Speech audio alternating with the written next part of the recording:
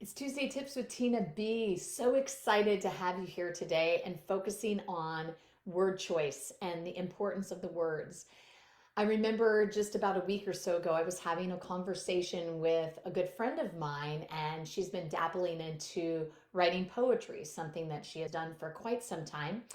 And she had said this statement as she was sharing poetry to her parents because she and her dad had this thing of back and forth writing just fun poetry in response to each other. And she said, "Oh, it's just some cheesy poetry."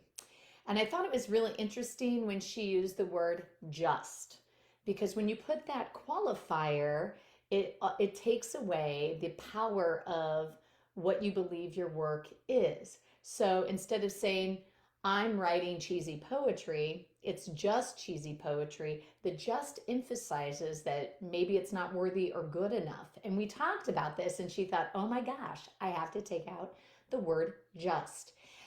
As speakers, when you are presenting, the words that you use, how you use them, and the way you formulate those sentences does matter. So thinking in terms of the conditioned words that it can hurt your power, or it could take away meaning. In fact, my son and I have had this very conversation recently where it is something as simple as when I make a request, yes, I'll do that, or yes, I believe that. And then he says, but blah, blah, blah, blah. That conjunction word, but, sort of takes away the power of the first portion of the sentence, that dependent clause, if you will, and has a lot more power. It leads me into that world of yes anding when you accept the other and then you add to that conversation. Use but when you are using contradictions, and that's okay. But just bear in mind when you have conversations or you're in networking situation, you want to stay as positive as possible. Some other options to think about when you are presenting is, first of all, choose everyday words that people can process and understand. In addition to the one word that can really take away the power or be powerful, also note that you don't want to use very superfluous and flowery language. That standard language is helpful to help people understand where you're going with the idea.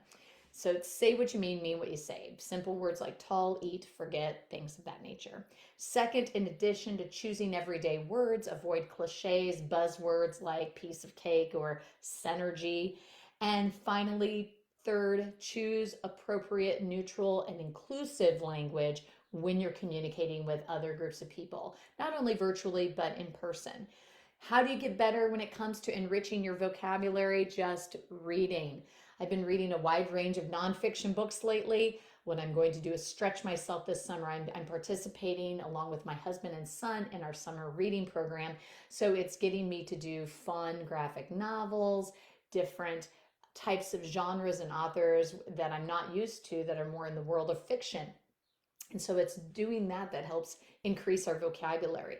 Practice often, even with friends and family when you're in a comfortable space, but also know your style and align with what you believe in that's comfortable to you and what also is comfortable for your audience and message, because you don't want it to go over their heads.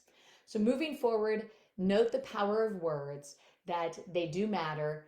Each word needs to have meaning for a given message. This has been Tuesday Tips with Tina B. And remember, I have a wonderful 3-month signature group coaching program.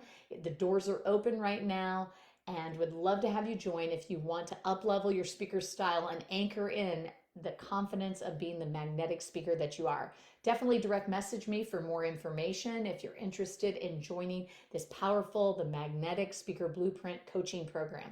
It's a beautiful way to learn more about the who that you are and craft that signature talk so that you can get your message out to the world. Until next time, remember to be you and be true. This has been Tina B.